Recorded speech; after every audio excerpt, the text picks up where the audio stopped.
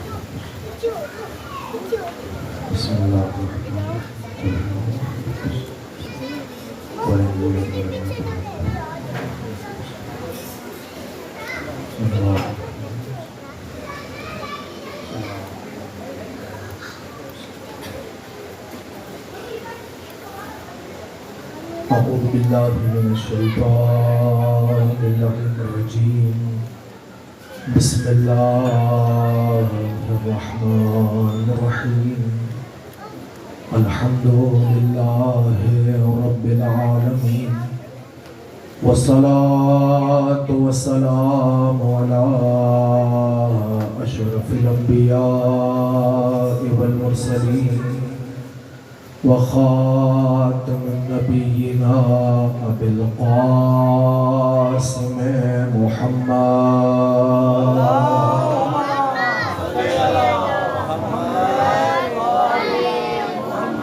وأهل بيته الطيبين الطاهرين المعصومين المظلومين ولعنة الدائمة على أعدائهم أجمعين من الآن إلى قيام يوم الدين أما بعد فقد قال الله تبارك وتعالى في محكم كتابه المجيد وفرقانه الحميد وأصدق القائلين وقوله الحق بسم الله الرحمن الرحيم إن الله اصطفى آدم ونوحا وآل إبراهيم وآل عمران على العالمين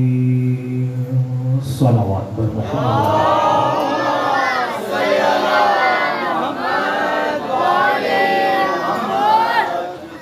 عزیزان محترم سالانہ مجلس اظہر پرصدائی ہے اور منسوب باب الہوائی حضرت عباس علمدار علیہ السلام ہے، جس کے لیے سرنامہ کلام میں قرآن مجید کی ایک انتہائی معروف آیت کی تلاوت کا شرف حاصل کیا ہے۔ اس کے ذیل میں چند ایک گزارشات، چند ایک معروضات آپ حضرات کی سماعتوں کی نظر ہدیہ کر کے آپ سے اجازت چاہتا ہوں، اس دعا کے ساتھ، اس یقین کے ساتھ کہ پروردگار اس عبادت کو اپنی بارگاہ میں شرف و قبولیت عطا فرمائے۔ پروردگار بحق محمد اور آل محمد بانیان مجلس کی توفیقات خیر میں اضافہ فرمائے، حاضرین مجلس کی حاجات کو اپنی بارگاہ میں منظور و مقبول فرمائے۔ परवरदिगार बिहक़ मोहम्मद और आल मोहम्मद जहान भर में जहाँ जहाँ अज़ादार मसरूफ़ अज़ा है उन्हें दुश्मनों के शर से महफूज फरमाए। परवरदिगार बिहक़ मोहम्मद और आल मोहम्मद इस मजलिस अज़ा, इस फर्श अज़ा के ज़रिए से, इसके तवस्सुल से, इसके वसीले से ज़िंदगी में ज़ियारत इमाम हुसैन नसीब फरमाए। मर जाने के बाद शफ़ाअत इमाम हुसैन नसीब फरमाए। ज़माने के इमाम को हमसे राज़ी और खुशनूद फरमाए। क़ाइम आले मोहम्मद के ज़ुहूर में ताजील फरमाए। हमें अपने आका के आवान व अंसार में शुमार फरमाए। मजलिस की कबूलियत के लिए, अपनी हाजात की कबूलियत के लिए एक मरतबा मिलकर बावाज़ बुलंद कर सलावत पढ़ दीजिए।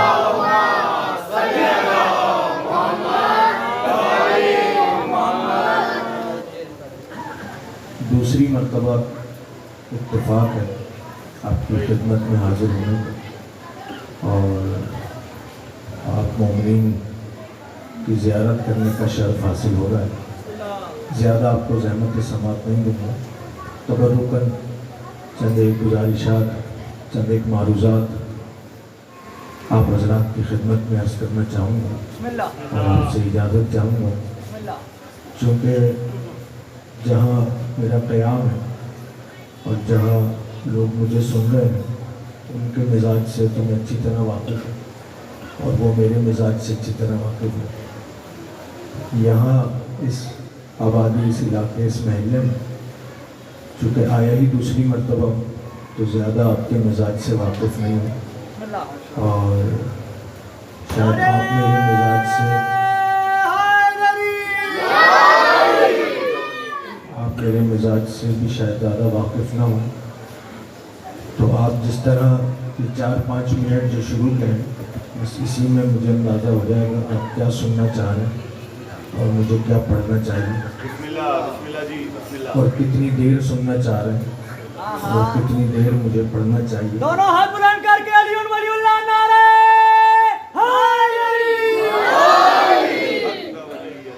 वैसे तो जो दौरानिया है वो तो है ही, लेकिन कभी कभी मजलिस दौरानिया से मुख्तसर भी हो जाती है और दौरानिया का उसका तवील भी हो जाता है। उस सामईन की वजह से ज़ाकिर अहले बैत ज़िक्र करने वाले मौला के यहाँ पे तशरीफ़ फरमा है, वो इस बात की तस्दीक करेंगे। तो ये जो मजलिस शुरू हो जाती है तो बस शुरू हो गई है और ज़ाकिर जो है वो कितनी देर पढ़ेगा और क्या पढ़ेगा ये वो ख़ुद भी नहीं जानता।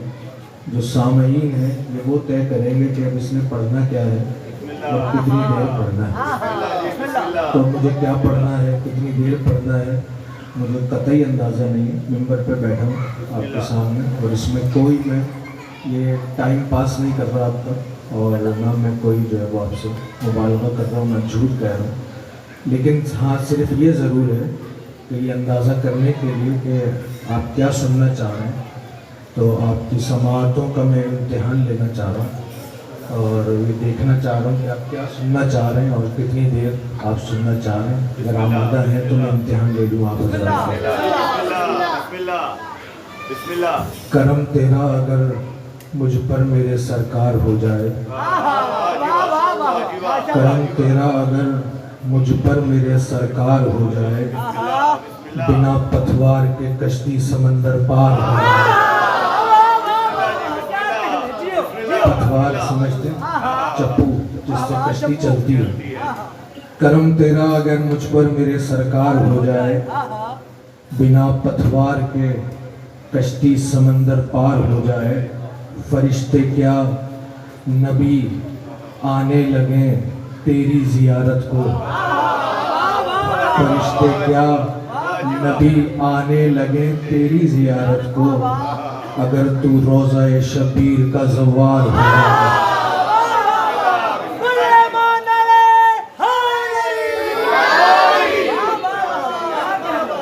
अगर तू रोज़ा शबीर का ज़वार हो जाए, जो ये चाहे उसे बैठे बिठाए खुल्द मिल जाए, जो ये चाहे उसे बैठे बिठाए खुल्द मिल जाए, उसे कहो शहवाला का मातमदार हो जाए।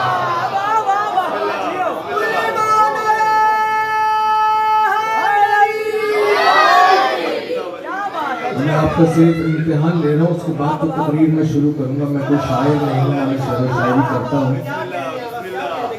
جو یہ چاہے اسے بیٹھے بٹھائے خلد مل جائے، اسے کہو شہ والا کا ماتمدار ہو جائے.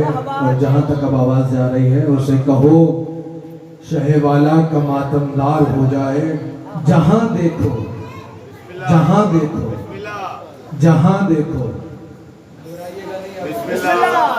جہاں دیکھو منافق کو لگاؤ نعرہ حیدر. جہاں دیکھو جہاں دیکھو جہاں دیکھو منافق کو لگاؤ نعرہ حیدر. یہ ایسا تیر ہے جو کہ جگر کے پار ہوگا.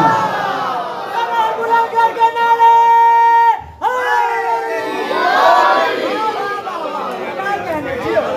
یہ ایسا تیر ہے جو کہ جگر کے پار ہو جائے.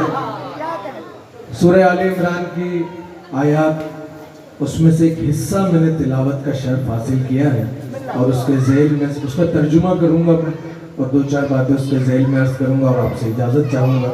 پروردگار عالم فرما رہا ہے کہ ان اللہ اصطفیٰ. اس میں کوئی شک نہیں ہے، اس میں کوئی گنجائش نہیں ہے، اس میں کوئی ریب نہیں ہے کہ اللہ نے چن لیا، اللہ نے منتخب کر لیا آدم، حضرت آدم کو. توجہ فرمائیے گا آپ حضرات. وَنُوحَ، اس میں بھی کوئی شک نہیں کہ پروردگار عالم نے منتخب کر لیا، پروردگار عالم نے چن لیا حضرت نوح کو. وَآلَ عمران وَآلَ ابراہیم، اور اس میں بھی کوئی شک نہیں ہے کہ پروردگار عالم نے چن لیا ہے آل ابراہیم کو. وآل عمران، اس میں بھی شک نہیں ہے کہ پروردگار عالم نے چن لیا ہے آل عمران کو. اس کی خوبصورتی کیا ہے، اس کا حسن کیا ہے؟ دو نبیوں کا ذکر ہے اس میں، اور دو آل کا ذکر ہے آیت کے اس حصے میں. گویا چار چیزیں ہیں جن کا ذکر کیا ہے پروردگار عالم نے. ان اللہ اصطفیٰ آدم و نوح و آل ابراہیم و آل عمران علی العالمین. سارے عالم میں سے خدا کی نگاہ میں اگر کوئی اس قابل ہے کہ وہ اسے منتخب کرے تو وہ آدم ہے، وہ نوح ہے، وہ آل ابراہیم ہے، اور وہ آل عمران ہے. 1.25 لاکھ انبیاء ہیں، مگر انتخاب کا جب ذکر کر رہا ہے پروردگار تو آدم کا ذکر کر رہا ہے، نوح کا ذکر کر رہا ہے، آل ابراہیم کا ذکر کر رہا ہے پروردگار. کیوں؟ وجہ یہ ہے کہ حضرت آدم اول بشر ہیں، حضرت آدم اول نبی ہیں، حضرت آدم اول پیغمبر ہیں، حضرت آدم اول ہادی ہیں، حضرت آدم اول رہبر ہیں، حضرت آدم اول رہنما ہیں. سب سے پہلے تھے ہی حضرت آدم. آغاز بشریت، آغاز ہدایت، آغاز رہبریت، آغاز خلافت، آغاز امامت ہونا ہی حضرت آدم سے تھا. اس لیے پروردگار عالم نے بیان کیا کہ اس میں کوئی شک نہیں ہے کہ آدم کو ہم نے چنا ہے. جبکہ قابل غور بات یہ ہے کہ اس بات کو بیان کرنے کی ضرورت شاید نہیں تھی. یہ لفظ شاید میں نے صرف اپنے آپ کو سمجھانے کے لیے کہا ہے، ورنہ قرآن کی آیت میں تو کوئی شک کرنے کی ضرورت ہی نہیں ہے. آدم کو جب بنایا گیا، آدم کو جب بھیجا گیا، تو کون تھا اس بات کا دعوے دار جو یہ کہتا کہ آدم کو میں نے چنا ہے؟ جو پروردگار کہے کہ آدم کو میں نے چنا ہے، کوئی تھا ہی نہیں.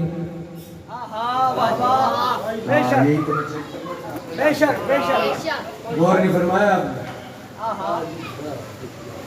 غور نہیں فرمایا آپ نے؟ بسم اللہ جی. پروردگار عالم نے چنا، اور یہ دعویٰ کر رہا ہے کہ میں نے چنا. تو جب آدم کو بھیجا تو تھا ہی کون جو دعویٰ کرتا کہ میں نے چنا ہے؟ جو پروردگار اتنے شد اور مد سے بیان کرے کہ میں نے چنا. شاید راز یہ ہو کہ جب کوئی بھی نہ ہو تب بھی چناؤ کا اختیار میں اپنے ہاتھ میں ہی رکھتا ہوں. قیام میں جب کوئی بھی نہ ہو تب بھی چناؤ کا اختیار میرے اپنے ہاتھ میں ہی ہوتا ہے. آدم کا انتخاب اس لیے کر دیا پروردگار نے. اب باری آئی حضرت نوح. تو یہ جو درمیان میں پیغمبر آئے, درمیان میں نبی آئے, درمیان میں انبیاء آئے, ان کا تذکرہ کیوں نہیں کیا؟ براہ راست حضرت نوح کا ذکر کیوں کیا پروردگار نے؟ اس کی وجہ یہ ہے کہ حضرت نوح تک ابھی تک کوئی شریعت نہیں آئی تھی. صرف نبی ہی نبی آ رہے تھے, پیغام لا رہے تھے, لوگوں کو پہنچا رہے تھے, لوگوں کو سمجھا رہے تھے. اب پہلے نبی ہیں حضرت نوح کہ جن کو پروردگار عالم نے صاحب شریعت پیغمبر بنا کر بھیجا ہے.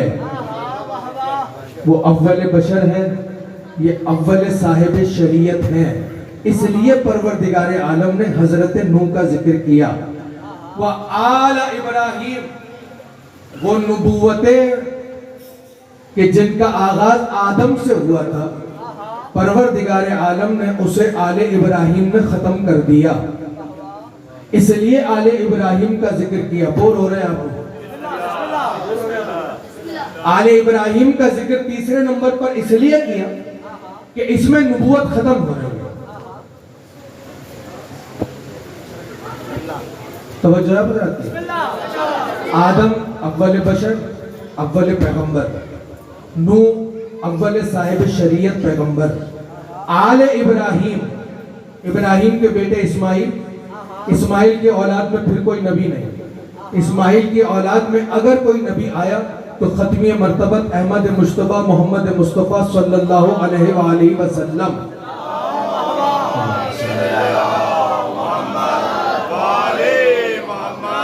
آپ تشریف لائے ہیں.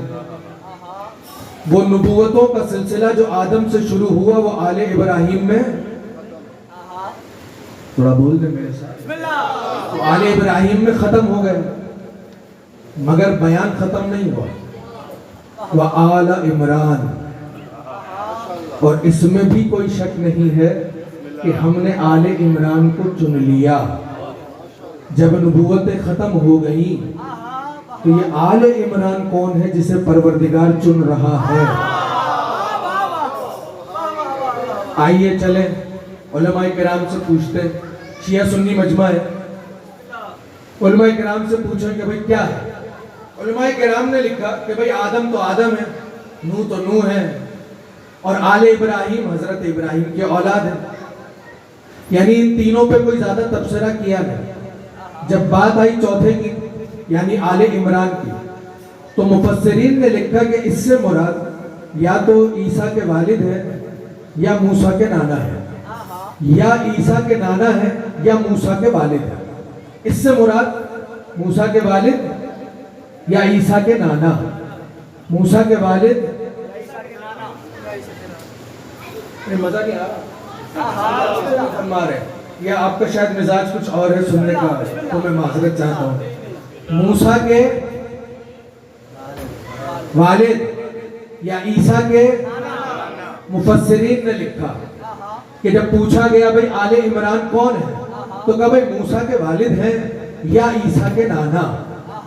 ابھی جو لوگ آ رہے ہوں گے باہر سے, اگر ان کی تعداد 2 4 6 ہے, اور اگر کوئی پوچھے بھئی یہ تقریر کون کر رہا ہے, اور جواب دینے والا کہے نجف علی عابدی ہے یا فلانے عابدی ہیں, یا کا مطلب کیا ہے؟ یقین نہیں ہے کہ کون ہے, یقین نہیں ہے کہ کون ہے. اگر یقین ہوتا تو کہہ دیتا کہ یہ آواز تو نجف علی عابدی کی ہے, لیکن لفظ یا لگانے کا مطلب ہے کہ سمجھ میں نہیں آیا کہ یہ آواز کس کی ہے. جب ہم نے پوچھا کہ آل عمران کون ہے تو آپ نے کہا یا تو موسیٰ کے والد ہے یا عیسیٰ کے نانا. تو اس کا مطلب آپ کو آل عمران سمجھ میں نہیں آیا. اس کا مطلب یہ نہیں کہ آپ کو آل عمران سمجھ میں نہیں آیا, بلکہ اس کا حقیقتاً مطلب یہ ہے کہ آپ کو قرآن کی آیت ہی سمجھ میں نہیں آئی. اب کتنا عجیب مرحلہ ہے کہ جسے ایک آیت سمجھ میں نہیں آتی وہ کہتا ہے ہمارے لیے قرآن کافی ہے. یہ تو سمجھے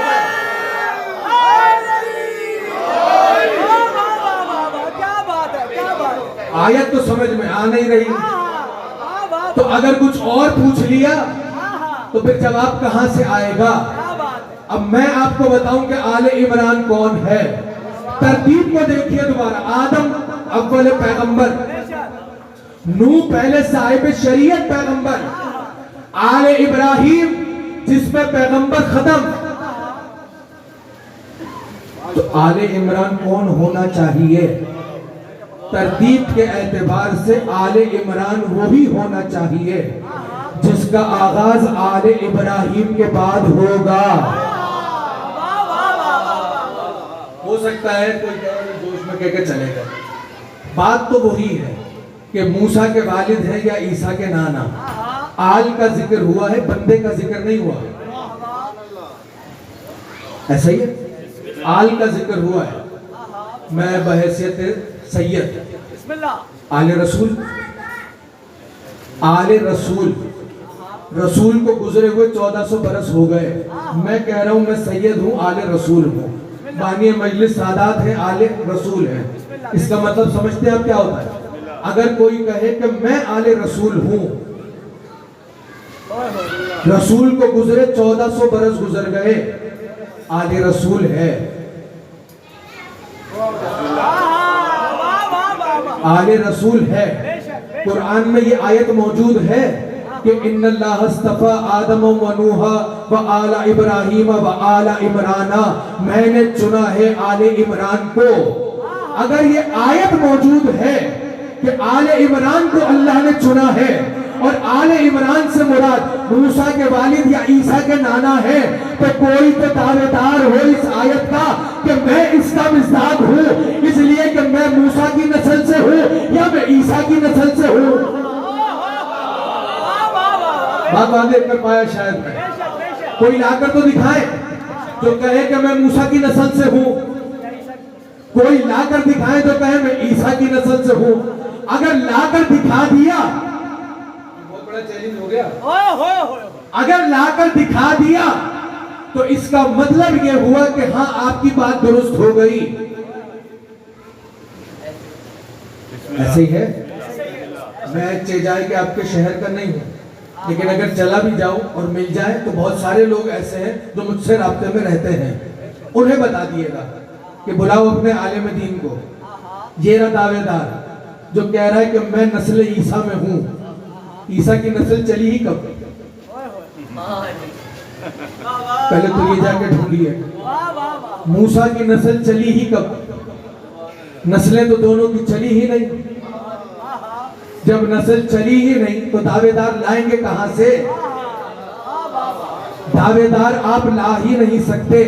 اور اگر کوئی جھوٹا موٹا لے کر بھی آ گئے تو اس قول پیغمبر کا کیا کریں گے کہ جب ابن عباس نے سوال کیا ہاتھوں کو جوڑ کر ختمی مرتبت کی بارگاہ میں کہ یا رسول اللہ یہ تو ہم سمجھ ہی نہیں پا رہے کہ آل ابراہیم کون ہے اور آل عمران کون ہے، تو مسکرا کے فرمانے لگے ابن عباس گھبراتے کیوں ہو؟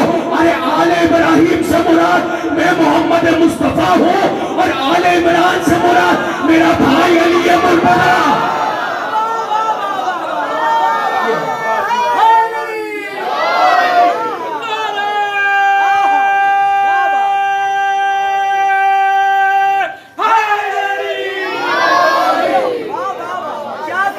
اور جب دعویٰ کیا کہ علی ہے آل عمران، عمران معلوم ہے کس کا نام ہے؟ علی کے والد کا نام کیا ہے؟ ابو طالب کنیت ہے، نام نہیں ہے. ابو طالب کنیت ہے، نام ہے عمران. خدا کہہ رہا ہے ان اللہ اصطفیٰ آدم و نوحا و آل ابراہیم وآل عمران علی العالمین. جب آیت نازل ہو رہی تھی اس وقت تک کا عالمین نہیں تھا. جب تک آیت رہے گی تب تک کا عالمین ہے.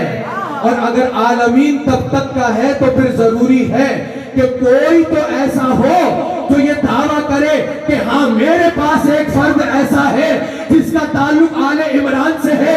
یہاں سے لے کر چلیے ساری کائنات میں چلے جائیے، کوئی ایسا نہیں ملے گا تو اس بات کا دعویٰ کرے کہ میرے پاس آل عمران ہے. ایک ہی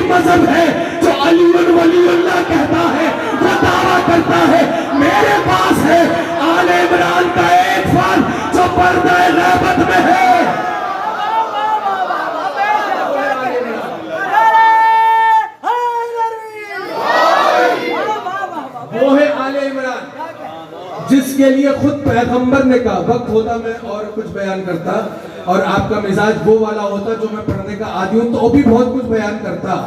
انشاءاللہ زندگی رہی پھر کبھی حاضری ہوئی تو آپ کا مزاج مجھے سمجھ میں آ گیا کیا ہے، میں اسی حساب سے آپ کی خدمت میں بیان کر دوں گا. ابھی تو جلدی جلدی سے بات کو سمیٹ دوں. ختمی مرتبت نے بیان کیا، میں آل ابراہیم اور علی آل عمران. چنا ہے خدا نے، خدا نے چنا. چنتے کب ہے؟ کب چنتے ہیں؟ مثال دیتے ہیں؟ مثال کے طور پہ آم کا سیزن، انگور کا بھی سیزن، بہت سارے فروٹ آتے ہیں گرمی میں، سبزی تو آتی ہے. آپ مثال کے طور پر انگور لینے چلے گئے یا آم لینے چلے گئے، کیا بھاؤ ہے؟ 250 روپے طے کر لیا بھاؤ.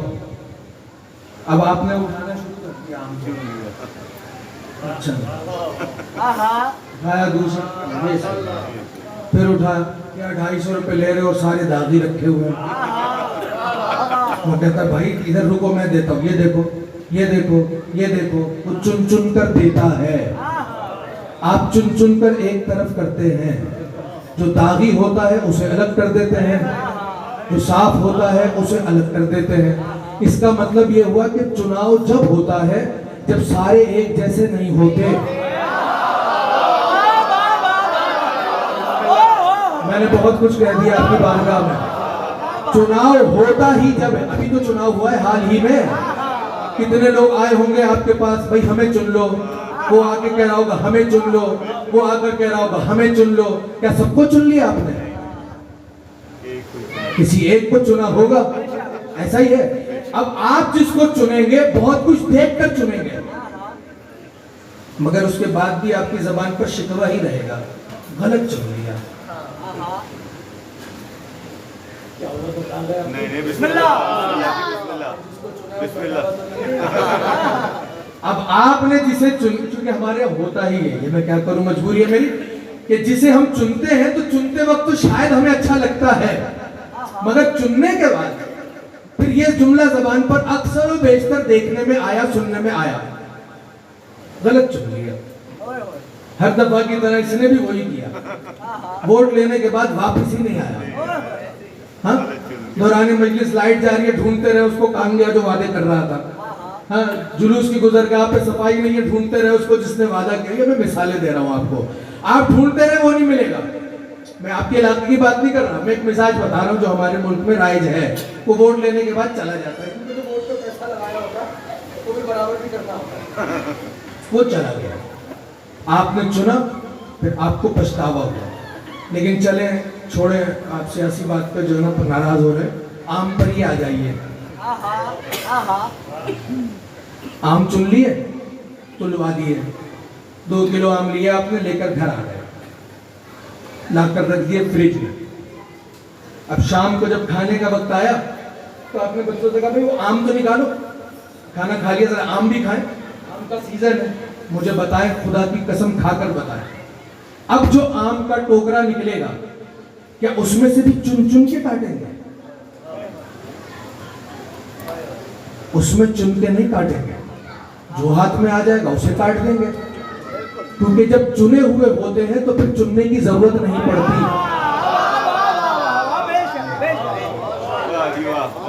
جب چنے ہوئے ہوتے ہیں تو چننے کی ضرورت نہیں پڑتی. جب سب ایک جیسے ہوں تو پھر چننے کی ضرورت نہیں پڑتی.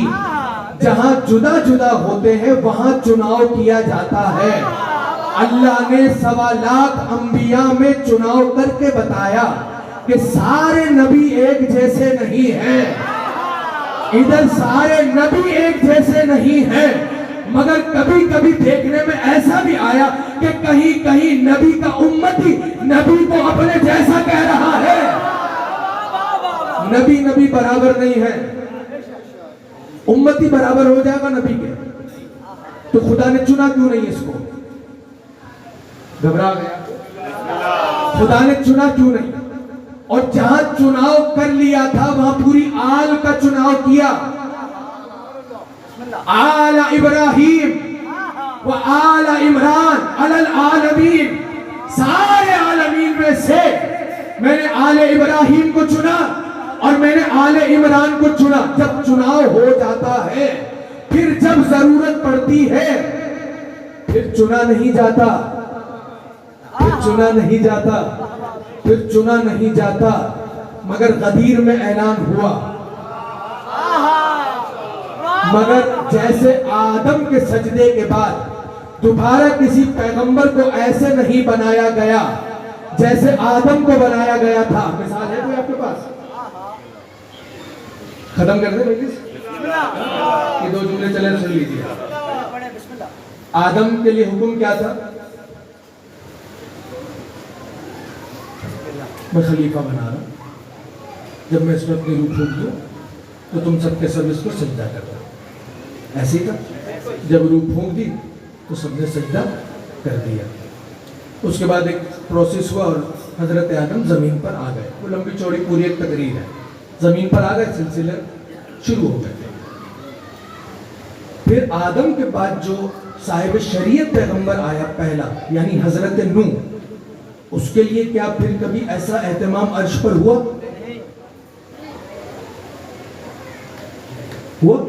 نہیں ہوا۔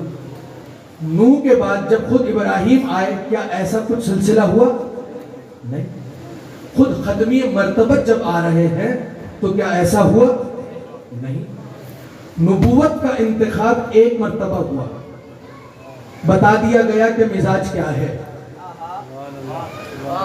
اس کو بھیج دیا گیا زمین پر، چونکہ اسے ہم نے بنایا ہے۔ اب ہر بار نہیں بنائیں گے، جب آبادی بڑھے گی، یہ جانے لگے گا تو یہ بتا کر جائے گا کہ کون ہے۔ اس میں میری روح ہے، یہ بتا کر جائے گا کہ میرے بعد کون ہے۔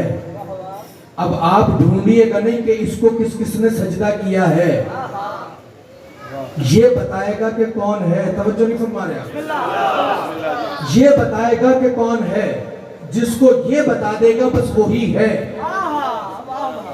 وہ پھر اپنے بعد جب جانے لگے گا تو بتائے گا کہ کون ہے، وہ جس کے لیے بتا دے گا تو بس وہی ہے۔ یہ سلسلہ چلتا رہے گا۔ کیسے چلے گا؟ ایسے ہی چلے گا۔ وہ بس کہہ دے گا اور آپ مان لیں گے؟ نہیں، بلکہ آپ کو دیکھنا بھی پڑے گا، دیکھنا بھی پڑے گا۔ کیا دیکھنا پڑے گا؟ وہ جو آیا ہے وہ کہہ رہا ہے میں آدم کی جگہ پر ہوں، تو دیکھنا یہ پڑے گا کہ جو کچھ آدم کے پاس تھا وہ اس کے پاس ہے۔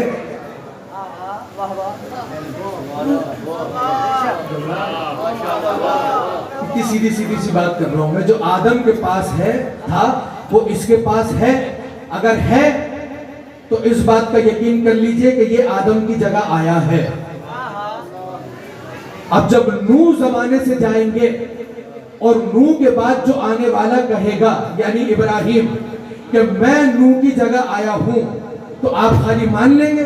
نہیں، آپ کو دیکھنا پڑے گا کہ وہ سب کچھ جو نوح کے پاس تھا وہ ابراہیم کے پاس ہے کہ نہیں ہے۔ اگر ہے تو آپ مان لیجئے کہ ہاں یہ پھر صحیح کہہ رہا ہے۔ ابراہیم چلے گئے، موسیٰ آ گئے، موسیٰ چلے گئے، عیسیٰ آ گئے۔ یہ پیغمبروں کے بعد جو ایک سلسلہ چلتا رہا، لوگوں نے کیسے مانا کہ یہ خدا کا نمائندہ ہے؟ وہ یہ دیکھتے تھے کہ وہ صلاحیتیں جو اس سے پہلے والے میں تھی وہ اس میں پائی جاتی ہے کہ نہیں۔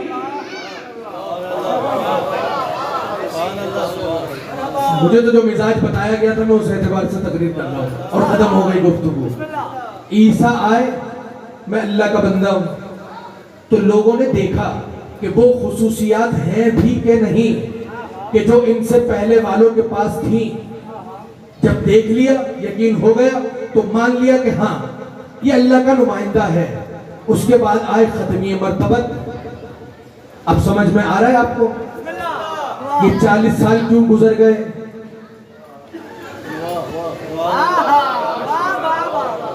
نبی 40 سال کے بعد نبی نہیں بنایا جاتا، نبی آتا ہے۔ انی عبداللہ آتینی الکتاب وجعلنی نبیہ. آغوش مادر میں عیسیٰ کہہ رہے تھے کہ مجھے نبی بنا کر بھیجا گیا ہے. عیسیٰ تو آغوش مادر میں نبی ہے، اور جو فخر عیسیٰ ہوگا وہ 40 سال بعد نبی بنے گا. یہ تو بات سمجھ میں نہیں آئے گی نا، کہ ایسے آسانی سے کیسے سمجھ میں آ جائے گی؟ یا تو مثال دکھائیے کہ کوئی نبی 40 سال بعد نبی بنا ہو، 10 سال بعد نبی بنا ہو. عیسیٰ نے تو بیان کر دیا، اور عیسیٰ کے معاملے میں ہی ایسا ہوا، اس لیے کہ عیسیٰ کے بعد پھر کوئی نبی نہیں ہے. اس لیے خدا نے عیسیٰ سے گہوارے میں کہلوایا، آغوش مادر میں کہلوایا، تاکہ بات تازہ تازہ رہے. اور جب لوگ یہ کہیں کہ 40 سال بعد نبی بنتا ہے تو لوگ اس کو جواب دے سکے کہ اگر ایسا ہوتا تو عیسیٰ بھی کم سے کم انتظار کرتا. جب عیسیٰ آغوش مادر میں نبی ہوتا ہے تو فخر عیسیٰ 40 سال کے بعد نبی نہیں بنے گا، وہ نبی آیا ہے. 40 سال بعد اعلان کیوں ہوا؟ 40 برس گزر گئے اس انتظار میں کہ اپنے اخلاق کو پہچانوا لیا جائے، اپنی صداقت کا کلمہ پڑھوا لیا جائے. اور جب پڑھوا لیا گیا تو پوچھا گیا کہ اگر میں تم سے کہوں اس پہاڑ کے پیچھے لشکر ہے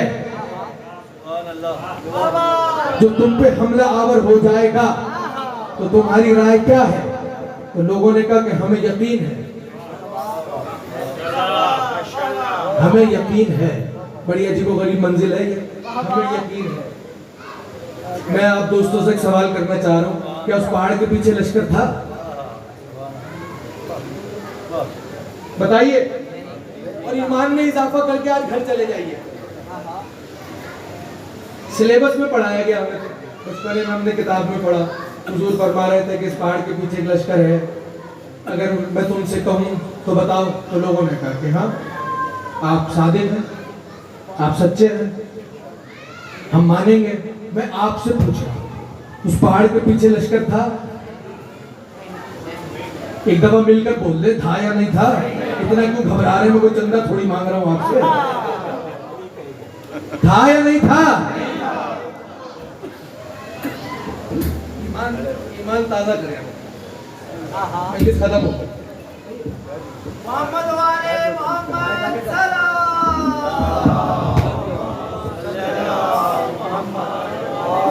مجلس ہو گئی، مجلس تو ختم ہو گئی، بس ایمان میں اضافہ کر لیجئے. مجلس ختم ہو گئی، 2 جملے مصائب کے اور مولا غازی عباس کا علم برآمد ہوگا. پھر سوچ لیں لشکر تھا یا نہیں تھا؟ نہیں تھا. خندق کے روز اصحاب نبی کے خیمے میں تھے اور نبی فرما رہے تھے کون چاہتا ہے. اماد بھائی اگر بیٹھ جائیں گے تو میرے لیے آسانی ہو جائے گی. توجہ فرمائیے گا جہاں تک میری آواز جا رہی ہے. تم میں سے کون چاہتا ہے کہ میں اسے ابھی یہاں بیٹھے بیٹھے جنت کا پروانہ دے دوں؟ کون نہیں چاہے گا؟ سب چاہ رہے تھے، سب چاہ رہے تھے. کہاں ہم چاہتے ہیں کہ چھوٹا سا کام کرنا ہے، جنت کا پروانہ دے دوں گا. حضور کہیے کرنا کیا ہے؟ کیونکہ مذہب آ رہا تھا وہاں سے اور وہ آ چکا تھا وہاں پر، علی جا چکے تھے اس سے لڑنے کے لیے. تو لوگوں کو یہ تو پتا تھا اب لڑنے کا تو کام بچا نہیں ہے، لڑنے والا تو چلا ہی گیا. بغیر لڑے جنت مل رہی ہے، اس سے اچھا موقع نہیں ملے گا. تاکہ حضور کرنا کیا ہے بتائیے؟ کہ کچھ بھی نہیں کرنا. جنت کا پروانہ اسے ملے گا جو سب سے پہلے خبر لا کر دے گا کہ علی فتح یاب ہو گئے. میں نبی محمد مصطفیٰ اسے جنت کا پروانہ لکھ کر دوں گا. کتابوں نے لکھا، سننے والوں نے سنا اور دوڑ لگا دی، دوڑ لگا دی، دوڑ لگا دی. بھاگتے ہوئے گئے اور میدان جنگ میں جا کر کھڑے ہو گئے.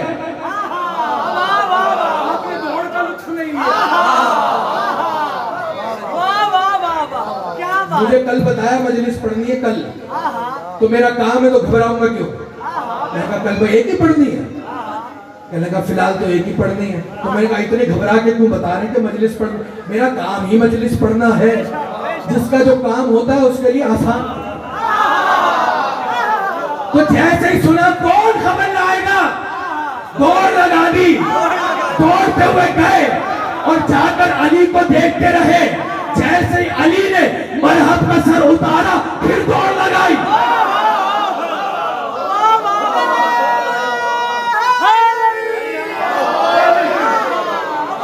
پھر دوڑ لگائی.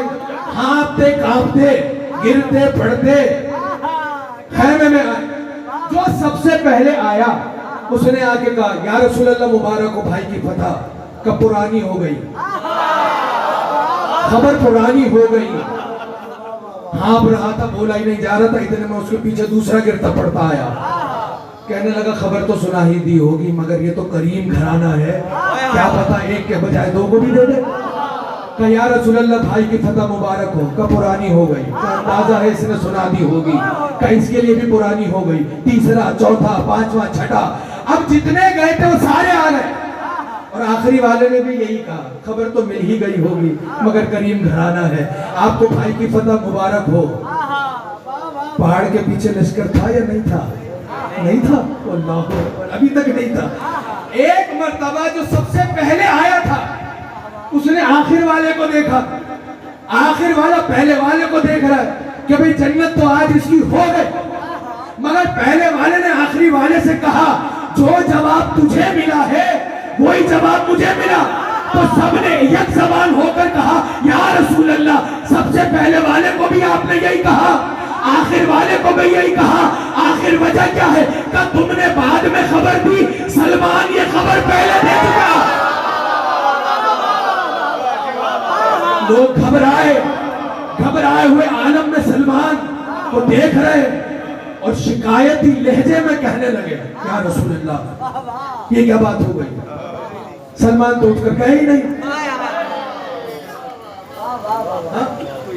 ہم نے اتنی محنت کی، اتنی دوڑ لگائی، دوڑ کے لکھ نہیں لی. ہم نے تو اتنی دوڑ لگائی، بھاگے، پسینہ بہایا. آپ کہہ رہے ہیں سلمان نے خبر دے دی، یہ تو اٹھ کر گئے ہی نہیں. تو مجھ سے کیوں پوچھ رہے اٹھ کے نہیں گئے؟ سلمان سے پوچھ لو یہ گئے نہیں گئے، کیوں نہیں گئے، کیا ہوا، سلمان سے پوچھو. وہ مجمع جو رسول کو دیکھ رہا تھا وہ اب سلمان کو دیکھنے لگا.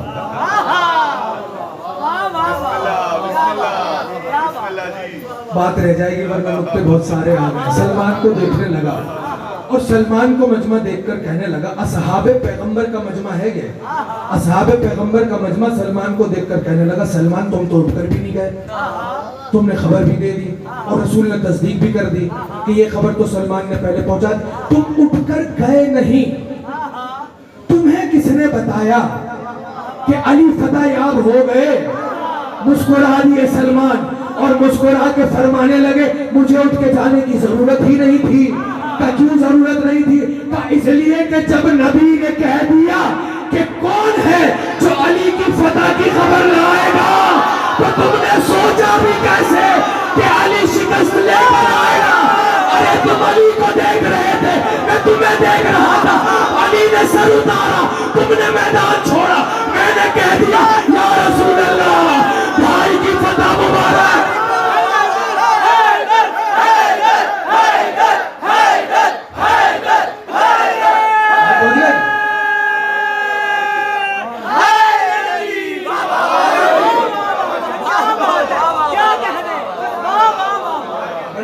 صاحب کی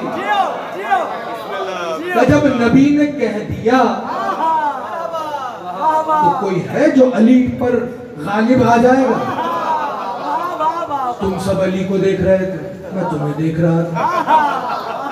تم پلٹے، میں نے کہا یا رسول اللہ مبارک. کہ رسول اللہ نے اسی وقت کہا سلمان جنت تیری.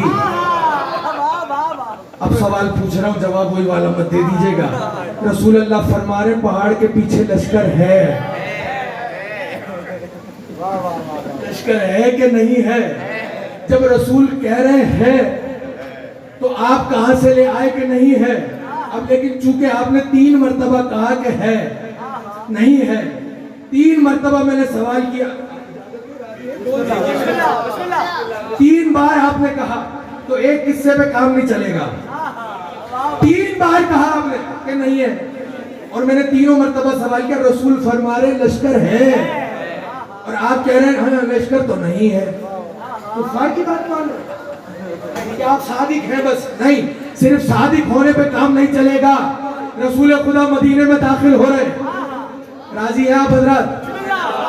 داخل ہو رہے مدینے میں، اور داخل ہوتے ہوئے آپ نے دیکھا، آپ کی نظروں میں آیا ایک شخص انتہائی نایاب نسل کا گھوڑا لے کر چل رہا تھا، گئے، تقریر ختم ہو گئی، میں 1.25 گھنٹے 1 گھنٹہ 20 منٹ کی تقریر کر کر آ رہا ہوں، ہمت نہیں ہے، لیکن آپ نے حوصلہ دے دیا ہے تو میں سنا رہا ہوں۔ گھوڑے کو دیکھا، آپ نے قدموں کو بڑھایا، اس سے پوچھا بھائی کہاں جا رہا ہے؟ کہا مدینے میں جا رہا ہوں۔ کہا ارادہ کیا ہے؟ کہا بیچنا ہے۔ کہا قیمت کیا ہے؟ کہا لیں گے؟ کہا لے لیں گے۔ قیمت بتا دی اس نے۔ حضور فرمانے لگے بھائی دیکھ تو جا تو وہی رہا تھا اور میں بھی وہیں جا رہا ہوں، جتنی قیمت تو مانگ رہا ہے اتنے میں سودا تو طے ہے، مگر یہ قیمت سرے دست نہیں ہے، زحمت کر، مدینے تک چل، مدینے میں مسجد ہے وہاں تک چل، اس کے برابر میں میرا گھر ہے، اس کی قیمت لے لے۔ کہا میں تو ویسے ہی جا رہا تھا۔ کہا بس پھر چل۔ اب پہلے یہ آگے تھا، اب نبی آگے ہے، کیونکہ راستہ تو نبی بتائیں گے۔ چلنے لگے، چلتے چلتے مدینہ آ گیا۔ مدینہ آیا تو آبادی آئی، آبادی آئی تو لوگ آئے۔ رسول اللہ فاصلے پر، یہ پیچھے پیچھے گھوڑا لے کے چل رہا۔ کسی نے آواز آئی، کہا ہوئی کیا ارادہ ہے؟ بیچنا ہے کیا؟ بولا بک گیا۔ پھر دوسرے نے، میں بیچنا ہے کیا؟ بولا بک گیا۔ پھر تیسرے نے پوچھا، میں بیچنا ہے کیا؟ بولا بک گیا۔ بولا کتنے کا؟ بولا اتنے کا۔ بس سستا بیچ دیا۔ کتنے کا تھوڑی تھا یہ تو کم سے کم دگنی قیمت کا تھا، سستا بیچ کے آ گیا۔ پھر چوتھے نے بھی آواز لگا دی، کہاں صحیح کہہ رہا، اس کی دگنی تو میں دے دیتا۔ اکثر جب میں واقعہ پڑھتا ہوں تو یہ درمیان میں جملہ بھی کہہ دیتا ہوں، یہ کوئی 1400 سال پرانی باتیں نہیں ہیں، ابھی بھی بہت سارے لوگ ایسے ہیں جو آپ کے سودے خراب کراتے ہیں، جو آپ کے رشتے بھی خراب کراتے ہیں، جو آپ کی نوکریاں بھی خراب کراتے ہیں۔ اس سے اچھا تو میرا بیٹا تھا، اس سے اچھی تو میری بیٹی تھی، اس سے اچھا تو میرا مکان تھا، ارے اس سے زیادہ تو میں دے دیتا، تو نے بلا وجہ سودا اتنے کا کر دیا۔ یہ صرف شیطانی حرکتیں ہیں، صحیح ہے؟ کہا اس سے دگنا تو میں دے دیتا۔ لالچ بڑی بری بلا ہے، لالچ آ گئی، اچھا اس کو دگنا دے گا؟ کہا وہ کہتا میں دگنے سے بھی زیادہ دوں گا۔ کلا پھر نکالا۔ اب ختمی مرتبت کہ کانوں میں وہ آہٹ آنا بند ہو گئی، رک گئے، پیچھے دیکھا مجمع لگا ہوا ہے، اس مجمع میں وہ گھوڑا بھی کھڑا ہے اور وہ بھی کھڑا ہے جس کو ہم نے پیسے دینے۔ ختمی مرتبت واپس تشریف لائے مجمع۔ مدینے کا قصہ سنا رہا ہوں آپ کو، صحیح، ہندوستان کا نہیں ہے کہ وہاں کافر تھے سارے، مدینہ، اور جس کتاب سے پڑھ رہا ہوں اس کا نام بھی ہے مدینۃ المعاجز، معجزوں کا شہر، صحیح ہے، اصحاب کا شہر ہے یہ، ختمی مرتبت کے چاہنے والوں کا شہر ہے یہ۔ مجمع میں آئے، آگے فرمانے لگے بھئی کیا ہوا؟ دیکھا کیا ہوا؟ کہا تم تو وہاں تک چل رہے تھے، تمہیں پیسے دے رہے تھے۔ کہا خیریت، آپ سے کیا معاملہ؟ آپ سے کیا معاملہ؟ کہا تو ہم نے خرید لیا۔ کہا ایسی کوئی بات نہیں ہے حضور، خریدنے کی بات نہیں ہے، چلتے چلتے آپ نے ایسی پوچھ لیا تھا کہ بیچنا ہے، اب اس کو خریدنا تھوڑی کہتے ہیں، خریدنا تو اس کو کہتے ہیں نوٹ گن رہا ہے۔ جھٹلا رہا تھا، رسول کو جھٹلا رہا تھا۔ رسول نے چاہنے والے مجمع کو دیکھا، آمادہ تو ہے سننے کے لیے؟ میں تو تھوڑا آہستہ اس لیے ہو گیا کہ طاقت جمع کر رہا ہوں آپ کو اس کا نتیجہ دینے کے لیے۔ حضور نے مجمع کو دیکھا اور دیکھ کے فرمایا کہ اچھا تو یہ سودا اب تمہارا اس کے ساتھ ہو رہا ہے؟ کہ اب اس کے ساتھ نہیں، اسی کے ساتھ ہو رہا ہے۔ کہ مگر اس سودے کا کیا ہوگا جو ہمارے ساتھ ہو گیا؟ کہ آپ اگر اتنے مطمئن ہیں کہ یہ سودا ہم نے آپ کے ساتھ کر دیا تو کوئی گواہ لے کر آ جائے۔ آپ نے کہا 100 روپے کا خرید لیا مثلا، تو گواہ لے کر آئے جو یہ کہے کہ میرے سامنے سودا ہوا، گھوڑا آپ کا، 100 روپے مجھے دے دیں۔ کہا یہ تو کوئی بات ہی نہیں ہے۔ چاہنے والوں کو دیکھا، توجہ، چاہنے والوں کو دیکھا، دیکھ کے فرمانے لگے ہاں بھئی گواہی دو کہ یہ ہم نے خرید لیا۔ گردنیں جھک گئی۔ کہا کیا ہوا؟ کہا یا رسول اللہ آپ کی بزم میں بیٹھے ہوئے تھے تو آپ فرما رہے تھے جھوٹ نہیں بولنا چاہیے، اللہ ناراض ہو جاتا ہے، اور اللہ ناراض ہو جاتا ہے تو دوزخ میں بھیج دیتا ہے۔ کہا اس بات سے کیا تعلق؟ کہا ہم نے دیکھا ہی نہیں، ہم نے دیکھا ہی نہیں کہ آپ نے سودا کر لیا تو ہم گواہی کیسے دے دیں؟ اگر گواہی دے دی تو جھوٹی ہو جائے گی، جھوٹی ہو گئی تو ناراض ہو جائے گا اللہ، اور وہ ناراض ہو گیا تو جہنم میں بھیج دے گا۔ دوسرا تیسرا چوتھا جس کو دیکھتے رہے گردنیں جھکتی رہی۔ اتنے میں اسی شہر مدینہ میں جناب زید بن ثابت نکلے، مجمع کو دیکھا، رسول اللہ نظر آئے، نہ جانے کیا ماجرا ہے۔ مجمع میں آئے، رسول اللہ کو سلام کیا، رسول خدا نے جواب دیا، کہا یا رسول اللہ خیریت تو ہے؟ کہا بس ویسے تو خیریت ہی ہے، سارا قصہ سنا دیا، وہ میں آپ کو نہیں سنا رہا جو ہو چکا ابھی۔ جب سنا دیا تو کہا پھر؟ کہا یہ گواہ مانگ رہا ہے اور میں لوگوں سے کہہ رہا ہوں کہ بھئی تم گواہی دے دو۔ کہا پھر یہ خود بتا دیں گے۔ کہا گواہی کیوں نہیں دے رہے؟ کہا رسول سے سنا ہے جھوٹ نہیں بولنا چاہیے۔ کہا اس میں کیا جھوٹ ہے؟ ہم نے دیکھا نہیں، اگر دیکھ لیتے عماد بھائی، اگر دیکھ لیتے تو ہم گواہی دے دیتے، چونکہ ہم نے دیکھا نہیں، چونکہ ہم نے دیکھا نہیں اس لیے ہم گواہی دے نہیں سکتے۔ اگر دے دی گواہی تو جھوٹی ہو جائے گی، اللہ ناراض ہو جائے گا اور اللہ جہنم میں بھیج دے گا۔ جناب زید مسکرائے اور خاموش ہوئے۔ کہا یا رسول اللہ آپ کی اجازت ہے میں گواہی دوں؟ تھک گیا، تھک گئے، توجہ رکھیے گا۔ کہ آپ کی اجازت ہے میں گواہی دے دوں؟ دے دو۔ اب وہ جو کہہ رہا تھا کہ گواہ لاؤ، اس کی آنکھوں میں آنکھیں ڈالی اور جناب زید فرمانے لگے میں گواہی دے رہا ہوں کہ رسول اللہ نے تجھ سے یہ گھوڑا اتنے کا خرید لیا۔ اب وہ جو سودا خراب کرنے آئے تھے ان کے لیے تو نقصان ہو گیا۔ کہنے لگے یا رسول اللہ یہ زید نے جو ہے وہ جھوٹی گواہی دے دی۔ کہا زید نے اگر گواہی جھوٹی دی ہے تو زید سے پوچھو کیوں دی؟ کہا زید کو جہنم سے ڈر نہیں لگتا؟ کہا زید سے پوچھو اس کو جہنم سے ڈر نہیں لگتا؟ مجھ سے کیوں پوچھ رہے ہو؟ میں نے گواہی تھوڑی دی۔ اب سارے مجمع کا رخ زید کی طرف اور دیکھ کر کہا زید تو نے جھوٹی گواہی دے دی، تجھے کیا اللہ سے ڈر نہیں لگتا؟ کیا تجھے جہنم سے ڈر نہیں لگتا؟ تو زید مسکرا کے کہنے لگے ارے جہنم کو مانتے ہو؟ کہاں؟ کہا کس نے بتایا؟ کبھی دیکھا ہے جہنم کو؟ کہا نہیں۔ تو کہا مانا کیسے؟ کہا اسی رسول نے تو بتایا ہے کہ وہ جو اللہ ناراض ہوتا ہے اس کو دیکھا ہے۔ کہا نہیں۔ کہا مانا کیسے؟ کہا اس رسول نے تو بتایا ہے۔ کہنے لگے جناب زید ارے عقل کے اندھو، وہ جہنم جو دکھائی نہیں دیتا اس کے کہنے پر مان لیا، وہ خدا جو دکھائی نہیں دیتا اس کے کہنے پر مان لیا۔ ارے جب اس کے کہنے پر سب کچھ مان لیا، گھوڑے کی اوقات کیا ہے؟ ابھی جملہ کہنے دے، ابھی جملہ کہنے دے۔ اس گھوڑے کی اوقات ہی کیا ہے؟ یہ گھوڑا کیا ہے؟ اس کی گواہی دیتے ہوئے ڈرتے کیوں ہو؟ یہ سارا منظر توجہ فرمائیے گا، جہاں تک آواز آ رہی، جہاں تک آواز آ رہی ہے، جلدی جلدی تشریف لے آئیے، جہاں تک آواز آ رہی ہے، خلاصہ کر دیا میں نے ساری مجلس کا، خلاصہ کر دیا ساری گفتگو کا۔ ایک مرتبہ جیسے ہی کہا کہ اس گھوڑے کی اوقات کیا ہے، جب اسے بغیر دیکھے مان لیا، بغیر دیکھے مان لیا، بغیر دیکھے مان لیا، یہ سارا منظر خدا دیکھ رہا تھا۔ خدا کو بھی سمجھ میں آ گئی ان کا مزاج یہ ہے جب تک دیکھ نہیں لیتے تب تک مانتے نہیں، اسی لیے غدیر میں کہا خالی اعلان نہیں کرنا، اٹھا کے دکھانا۔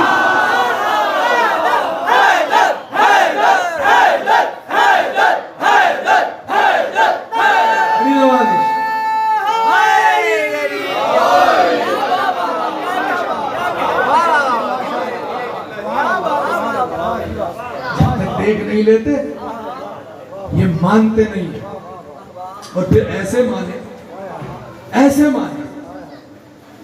کہ جب 9 ذی الحجہ کو یا 8 ذیلحج کو، تاریخ اختلاف۔ مسلم کوفے میں لڑ رہے تھے اور سپاہی منگانے کے لیے بار بار کہا جا رہا تھا اور لشکر بھیج۔ 500 کا لشکر آیا، مسلم نے کاٹ دیا۔ پھر ایسا مانے، مجلس ختم ہو گئی، زندگی بخیر پھر کبھی صحیح، پھر ایسا مانے کہ 500 کو کاٹ دیا۔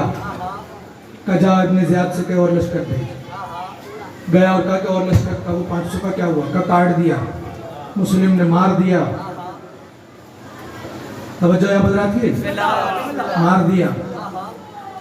یہ 500 کو مسلم نے تلوار سے نہیں مارا، کتاب کہہ رہی ہے، روایتیں کہہ رہی ہیں، تاریخ کہہ رہی ہے، جسے مسلم نے ایک مرتبہ گردن سے پکڑ لیا، جب تک جان نہیں نکل گئی مسلم نے چھوڑا نہیں۔ جس کی کلائی کو مسلم نے پکڑ لیا، جب تک ہاتھ ٹوٹ نہیں گیا مسلم نے چھوڑا نہیں۔ جو بہت مچل رہا تھا اسے مسلم نے اچھالا، جسے اچھالا وہ جب زمین پر آیا تو جسم کی کوئی ہڈی باقی سلامت نہیں تھی۔ 500 جب قتل ہو گئے اور بھیج،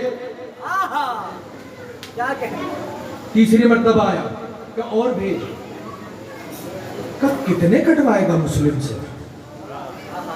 اور لشکر نہیں، کہا بھئی اور لشکر نہیں ہے، کہا جا کر اس سے کہو ابن زیاد سے، یہ کوفے کا سبزی بیچنے والا نہیں ہے۔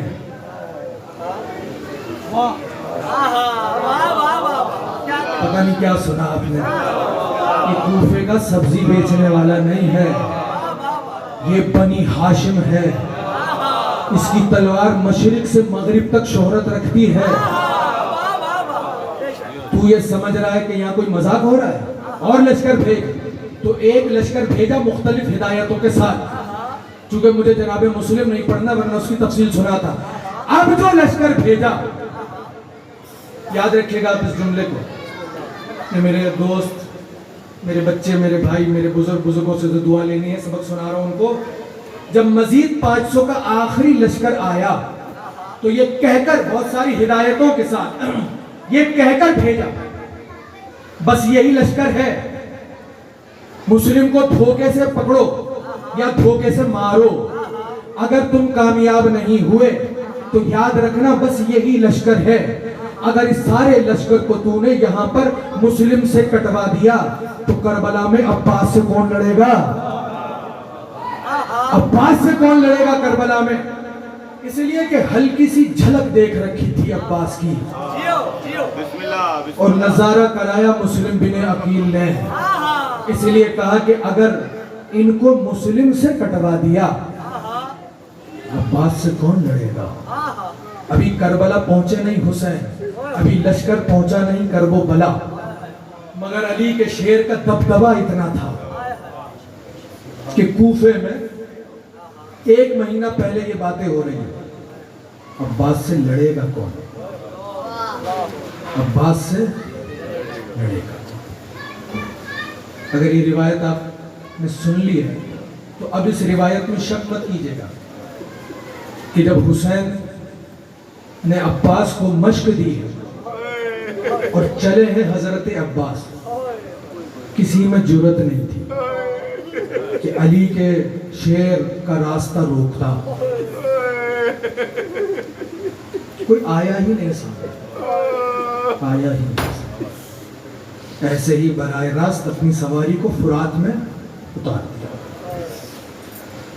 چونکہ مخصوصی ہے مولا عباس، اور میں ہاتھ جوڑ کے عرض کر رہا ہوں، طاقت نہیں ہے کہ میں کچھ زیادہ پڑھوں، تو جتنا پڑھوں بس اسی پہ راضی ہو جائیے گا مسائل۔ جب کربلا آئے، 2 محرم کی آج کی تاریخ، صحیح، خیمے نصب ہو گئے، حضرت عباس نے خیمے لگا دیے، 4 محرم 5 محرم کو لشکر آیا، حضرت عباس خیمے سے برآمد ہو۔ کیوں آئے؟ کا حکم لے کر آئے کہ خیمے یہاں سے ہٹاؤ۔ حضرت عباس نے تلوار نکالی، زمین پر ایک خط کھینچا اور آنے والے لشکر کو دیکھ کر کہا کہ اگر کسی نے ماں کا دودھ پیا ہے اس خط کو پار کر کے دکھا۔ لشکر میں جرت نہیں تھی کوئی آگے بڑھتا. یہ بہادری ذہن میں رکھیے گا. صرف 2 جملے کہوں گا میں مصائب کے طور، یہ یاد رکھیے گا جملے. کہ میں اپنے مولا سے بات کر کے آئے کہ مولا لشکر آیا ہے. کہ بھیا کیا کہہ رہا ہے وہ؟ کہ مولا وہ کہہ رہا ہے یہاں سے خیمے ہٹاؤ. کہ پھر؟ کہ مولا پھر کیا؟ میں نے خط کھینچ دیا زمین پر اور میں نے کہا کہ اگر کسی نے ماں کا دودھ پیا ہے تو اس خط کو پار کر کے دکھاؤ. میں اپنے مولا سے بات کر کے آؤں. مولا اب جیسے آپ کا حکم. کتنا مشکل مرحلہ ہو گیا. حسین فرمانے لگے بھیا جاؤ جا کے خیموں کو کھول دو وہاں سے. حسین ابھی خون خرابہ نہیں چاہتے. السلام علیکم یا ایھا العبد الصالح المطیع للہ وللرسول ولامیر المومنین والحسن والحسین. سمجھ میں آ رہا ہے اللہ کا مطیع کون ہوتا ہے؟ ماتھے پر عباس کی جنبش تک نہیں آئی. کہ مولا جو آپ کا حکم. کوئی اور ہوتا تو کہتا مولا مجھ سے نہیں ہوگا، میرے بس کا کام نہیں ہے، میں اتنا بڑا دعویٰ کر کے آ گیا باہر، میری تو بے عزتی ہو جائے گی. حضرت عباس نے کہا مولا جو آپ کا حکم. آئے وہ عباس جو بھی خط بنا کر گیا تھا وہی اپنے ہاتھوں سے خیموں کی ڈوریوں کو کھولنے لگا. لشکر نے دیکھا اور لوٹ کر واپس چلا گیا. ابھی میں پڑھ کر آ رہا ہوں کہ 7 محرم کو پانی بند نہیں ہوا تھا، پانی بہت پہلے بند ہو گیا. 7 محرم کو تو پانی خیموں میں ختم ہو گیا اور حضرت عباس کے لیے مشکل بڑھ گئی تھی، کیونکہ جب سے قافلہ چلا تھا تب سے لے کر کربلا تک یہ ساری ذمہ داری حضرت عباس کی تھی. جہاں پانی ختم ہوگا آواز دی جاتی تھی عباس، فوراً پانی. جہاں کھانے کا اہتمام عباس، تو غذا آمادہ ہو گیا. اب پانی ختم ہو گیا. اب خیموں میں 7 محرم سے لے کر العطش العطش العطش کی صدائیں گونجنے لگی. شب عاشور آ گئی، 10 محرم آ گئی. ہر بار میں گن کے اس وقت بتا بھی نہیں سکتا کہ کتنی بار حضرت عباس آئے کہ مولا مجھے اجازت ہے، ایک بار مجھے اجازت ہے. اور حضرت عباس کو امام حسین بار بار روک دیتے. ابھی رک جائیے، آپ کیا صرف ایک ہی مجلس ہو رہی ہے، میں اس لیے تھوڑا تفصیل سے سنا رہا ہوں. یہ سلسلہ کچھ اور ہوتا تو میں بہت مختصر سا پڑھ کے ختم کر دیتا، کہ میں تمہید باندھ رہا ہوں جملوں کے لیے جس پر آپ روئے بغیر بیٹھ نہیں پائیں گے یہاں پر. تو مولا مجھے نہ جانے کتنی بار آئے اور حسین ہر بار روکتے رہے. اب جب آئے کہ مولا مجھے جانے لگے.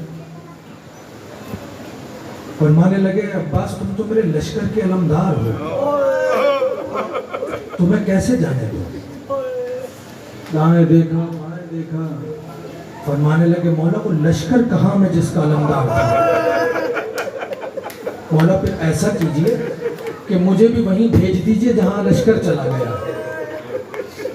اتنا جملہ کہا اور حسین خاموش.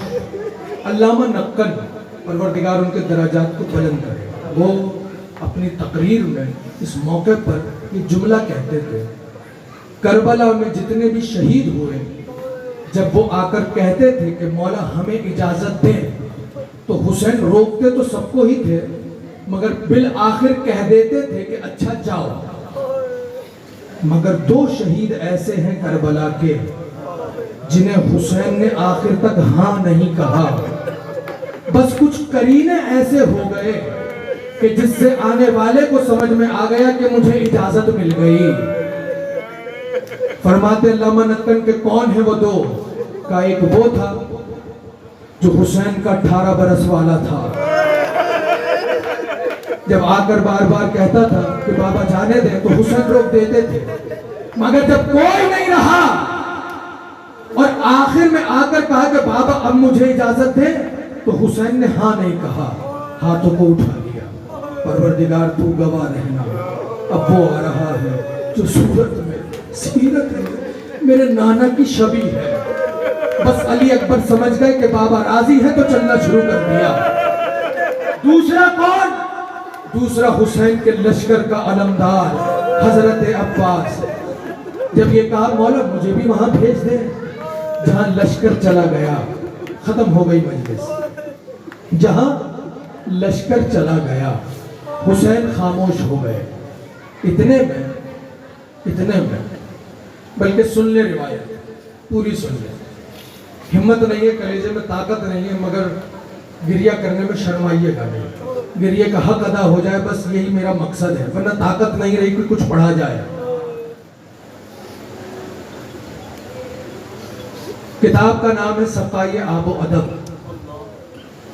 لکھا اس میں کہ اللہ نے حسین کو ایک بیٹی دی.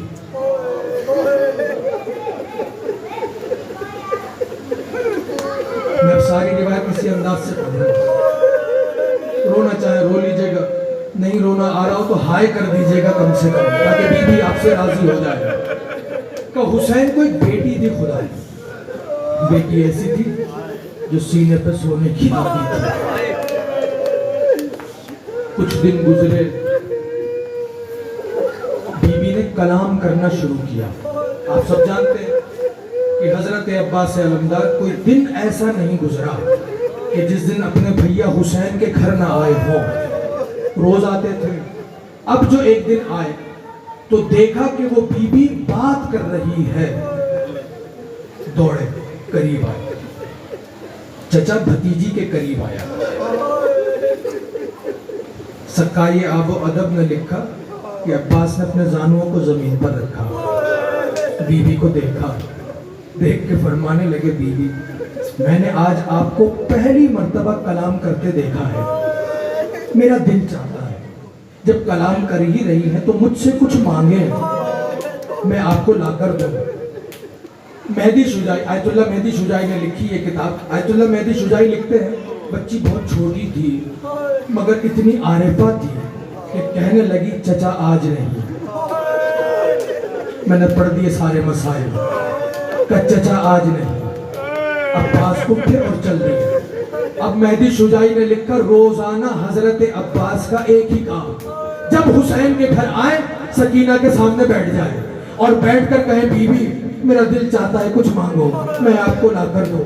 مہدی شجاعی کہتے ہیں بچی اتنی عارفہ ہے, ہر بار ایک ہی جواب دیتی چچا آج نہیں. تو ایک دن کہنے لگے عباس کہ بی بی پھر کب کہیے گا؟ کہ چچا جب ضرورت ہوگی سکینہ کہہ دے گی.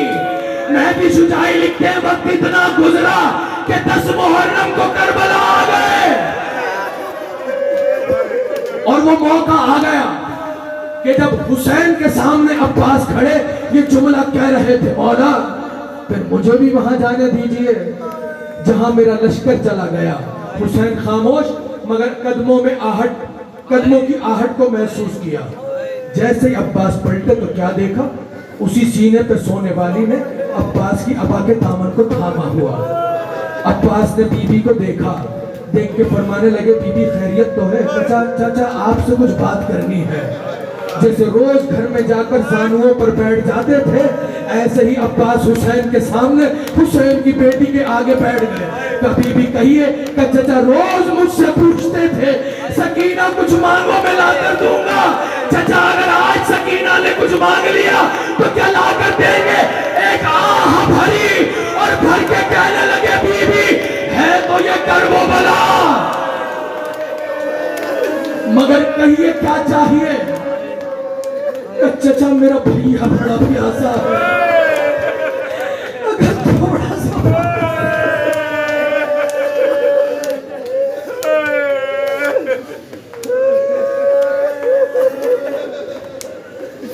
تھوڑا سا پانی مل جائے میرا بھیا بچ جائے گا.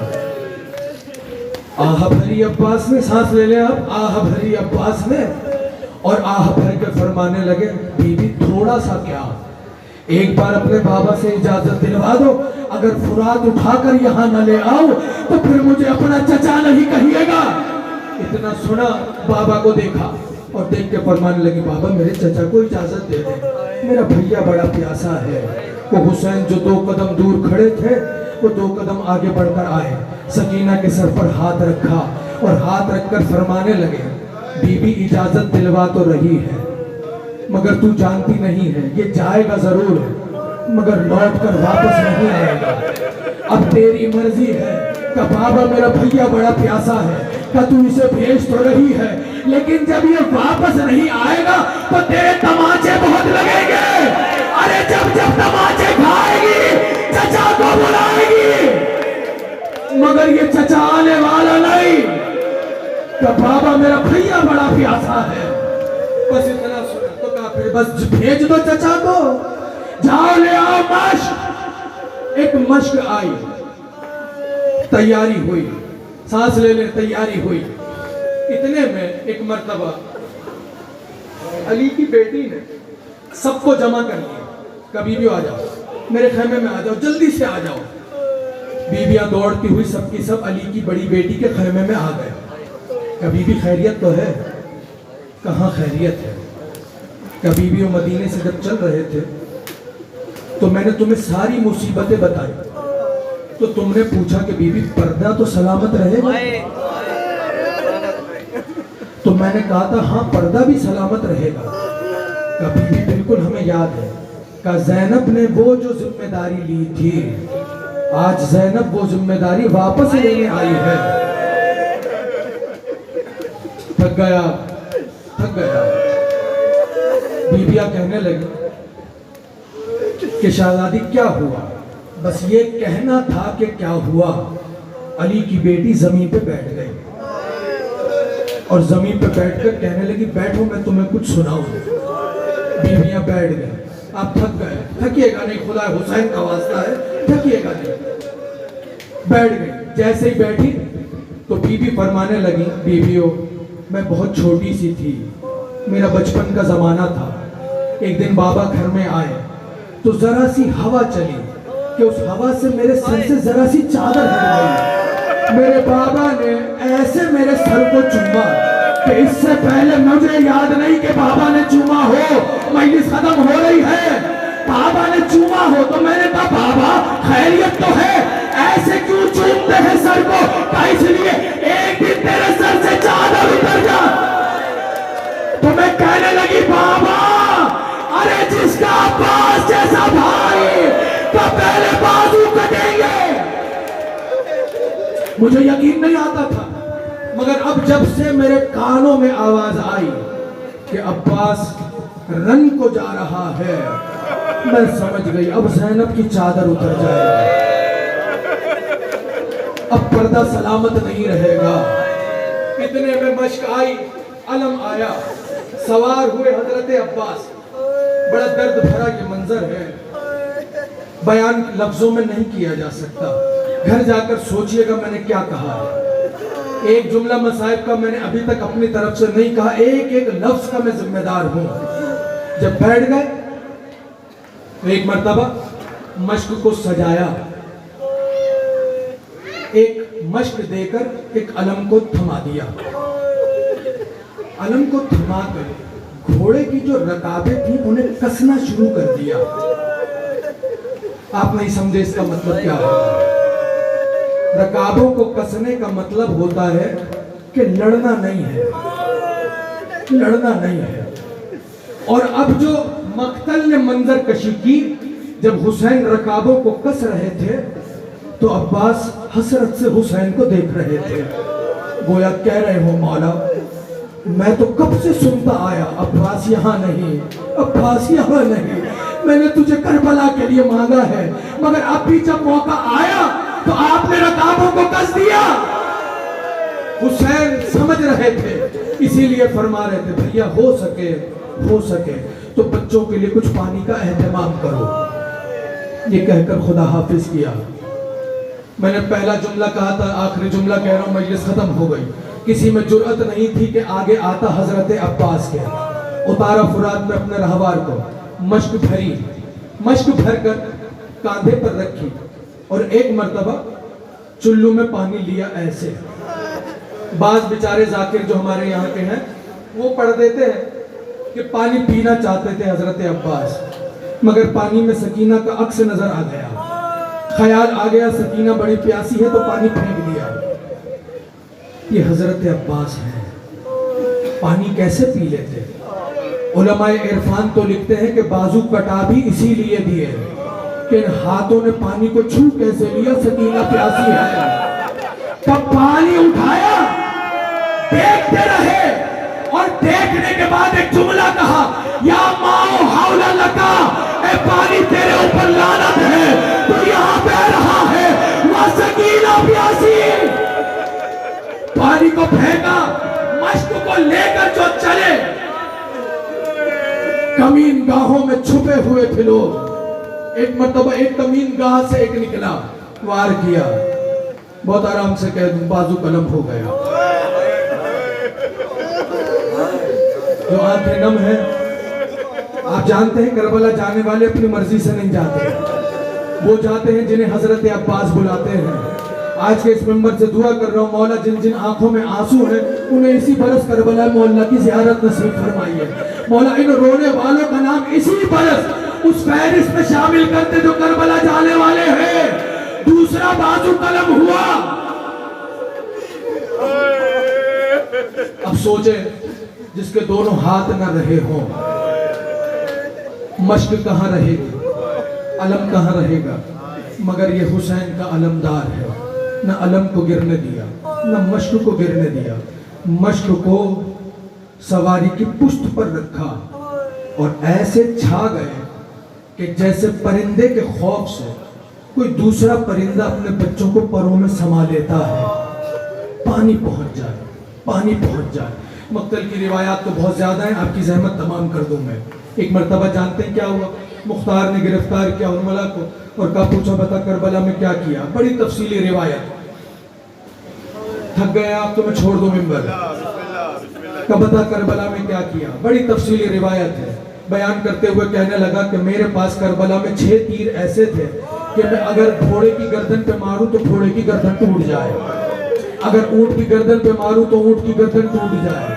اور ان میں سے میں نے 6 تیر چلائے, 3 نشانے سے خطا کر گئے, 3 جا کر نشانے پر لگے. وہ تینوں نہیں سنا ہوگا. بتانے لگا ایک تیر ایسے لگا, ایک تیر ایسے لگا. پھر کب لگا تیر؟ کہ جب عباس مشق پر چھائے ہوئے تھے. اور مجھے ابن زیاد نے کہا, ارملہ پانی خیمے میں اگر چلا گیا ہم میں سے ایک بھی زندہ نہیں بچے گا, کچھ ترتیب کر کہ پانی نہ جانے پائے. کہ میں میدان میں کھڑا اور عباس اپنی سواری پہ سوار خیمے کی طرف جا رہے تھے. کہ میں سوچ رہا تھا کہ مشق تو دکھائی نہیں دے رہی, مجھے معاف کر دیجئے گا, مجھے معاف کر دیجئے گا. کہ مجھے مشق تو دکھائی ہی نہیں دے رہی تھی, تو میں سوچنے لگا کروں تو کیا کروں. پھر کیا تھا؟ میں نے عباس کی پسلیوں کا نشانہ لیا. آپ نے سن لیا, میں نے پڑھ دیا. مگر جب مختار نے سنا تو جہاں بیٹھا تھا اٹھ کر کھڑا ہو گیا مختار.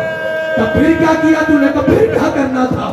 ارے عباس کی پسلیوں کا نشانہ لے کر جو تیر چلا تو پہلے عباس کی پسلیوں کو توڑا, پھر مشق کو چھیدا, پھر بائیں پسلیوں کو توڑتا ہوا تیر عباس کی پسلیوں سے نکل گیا. جیسے ہی مشق چھیدی عباس نے صدا دی, مولا خدا حافظ, مولا خدا حافظ. حسین اٹھے, کمر کو تھاما, علال الکسر ظہرے, عباس تیری صدا میری کمر کو توڑ کے چلی گئی. آئے کیسے آئے مجھے نہیں معلوم. یہی حق ہے گریہ کرنے کا. آخری جملہ ہے یہ. آئے, آنے کے بعد چھدی ہوئی مشق اٹھائی, عباس کے علم کو لیا. وہ جو درمیان میں گفتگو ہوئی پھر کبھی صحیح. ایک مرتبہ مشق و علم کو لے کر چلے. وہاں خیمے میں منظر یہ ہے, سکینہ نے بچوں سے کہا آؤ جلدی جلدی آؤ, جلدی جلدی آؤ, خالی ہاتھ نہیں آؤ, اپنے کوزے بھی لے کر آؤ, میرا چچا گیا ہے, کر کے گیا ہے, وہ پانی لے کر آ رہا ہے. ایک مرتبہ بچے قطار بنا کر کھڑے ہو گئے اور بی بی کہنے لگی جیسے ہی پانی آئے گا سکینہ نہیں پیے گی, پہلے تمہیں پلائے گی. خیمے کا پردہ ہٹایا تو کیا دیکھا؟ علم آ رہا تھا. اب جو خیمے پہ علم پہنچا اور پردے کو ہٹایا تو کیا دیکھا؟ علم تو آیا تھا مگر علمدار نہیں آیا. ارے رو پڑی، کوزا گر گیا، رو کے کہنے لگی چچا عباس. یا عباس، یا عباس.